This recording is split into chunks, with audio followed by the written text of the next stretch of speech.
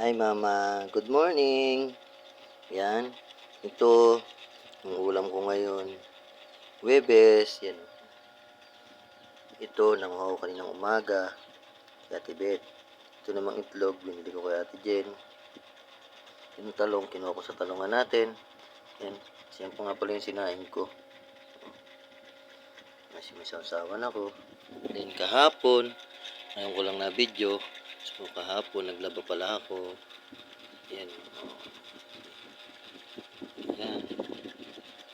Love you. Miss na kita, mama. Tsaka sa anak natin, miss ko na si Ilo. Yan o. Yan nga pala yung latag mo. Ginamit ko pala yung washing mo kahapon. Yan. Tapos yan. Okay naman yung mga alaga natin. Tuka ako naman mamayang hapon.